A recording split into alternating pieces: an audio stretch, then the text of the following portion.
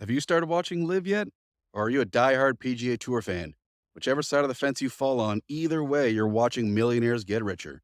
Sure, the biggest news about LIV was about how much money the elite names were getting, but these days it's not that different from what the PGA Tour players are getting. Should they be thanking PGA Tour players? Here's a recap of the first 2 years of the LIV Tour's existence.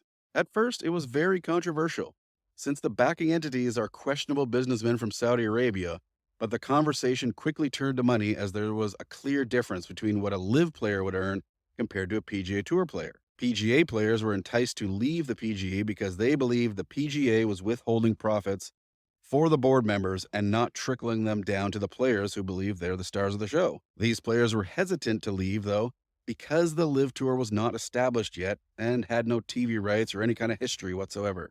Would be starting from scratch. Well, for those who took the risk and joined LIV, they became instant 100 millionaires, but had to live with the PGA Tour decision to ban them from playing in any PGA Tour sanctioned event. However, most majors are not sanctioned by the PGA Tour, so LIV players could use this little loophole and still play in the world's biggest tournaments. At first, LIV signed some big names, and it came as a surprise. The PGA Tour was worried and started upping the purses to incentivize current PGA players to remain with the PGA Tour. They even rebranded some regular tournaments as signature events just to have a reason to throw more money at the players.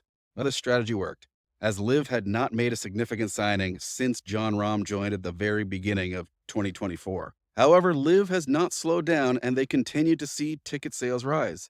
Many seasoned golfers admit that attending a LIV event is way more fun than a PGA event with the live music and other county fair style activities. But the bigger concern is now that the pool of the world's best golfers is split between two entities.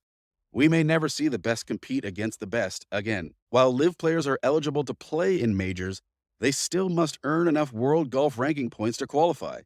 LIV Tour has been rejected by golf's governing bodies as not being allowed to award world golf ranking points at their events. Now, if you search which tours are awarded points, you'll find over 20 different tours around the world, including small tours like the Tartan Tour, which only operates in Scotland. Players on any of these 20 plus little tours can earn world ranking points, but not Bryson DeChambeau playing in an event against Jon Rahm, Cam Smith, Dustin Johnson, Phil Mickelson, etc. They say it's because the LIV Tour only plays 54-hole events, but I think we all know why they're rejecting LIV's efforts. So right now, the only LIV players who can play in majors are those who have won a major in the past, because it comes with a lifetime invite. As the older generation nears retirement, we will see less and less LIV players competing in majors, which will only hurt the game further. Unless the pettiness in the boardroom stops, we could be witnessing the fall of professional golf and see it turn into a soccer-style format where the best players